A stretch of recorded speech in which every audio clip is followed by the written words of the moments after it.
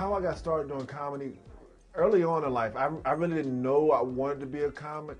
I just knew I liked to make people laugh.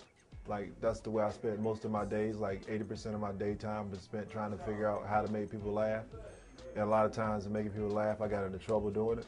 So I used to get sent to the principal's office quite a lot. Some of my best performances were in the principal's office. Standing ovations I got would actually be standing because I got a whooping and I couldn't sit down.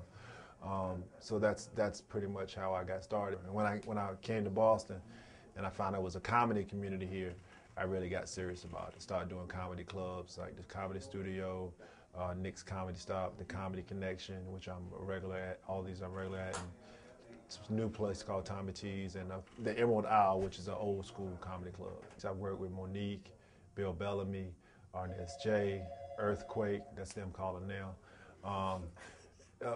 Just a slew of comedians that are famous on the scene that I've had the privilege and honor of working with. Some of the challenges that I've had to overcome, other than my speech impediment, meaning my speech impediment is not that I have a physical disability, but I just don't know how to censor some of the things I say.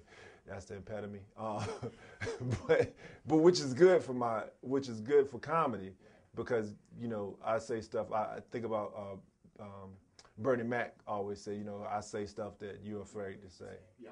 Yeah. So comedy allows me that opportunity to do that. And I know when I used to do a miracle program called Public Allies back in North Carolina, one of the things they always told me was that I need to be careful of the weight of my words. So I learned how to taper that. But with comedy, it allows me to just use that muscle and let it go. I'm not into comedy for the money. And although that's, it's a great incentive, I like to get paid. And I love what I do. I love doing comedy. If one of my mentors told me, if you can find something that you love to do and can do it and find a way to get paid doing it, that's the best thing you could ever do. So that's why I do the comedy. I'm one of the persons that I used to do mentor training. I used to be I used to be the director of mentor training at Mass Mentor Partnership. So I know the whole gambit around mentoring, how important it is, how useful it is. So anytime I get into a situation where I have a chance to learn from somebody, I take advantage of it. I mean, there's nothing like pursuing your passion. There's no more rewarding feeling than doing what you love to do and what you're meant to do. But first thing you need to make sure is that if that's your passion or not. So a lot of times people go after things that they think that they're supposed to be doing when it's just something that's fun. Yeah. Or entertaining to them, and it's a moment, it's a fad. But when in your soul, every day, every moment of your life, is think your thoughts about this one thing.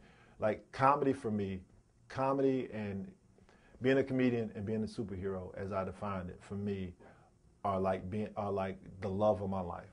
They're like they are my current steady relationship that I've had my entire life, and something I'm willing to risk and sacrifice many numerous of things to do. So when you find your passion, if that's your calling, you have to go for it. God gave me this ability to make people happy and to bring change, and I have to use it.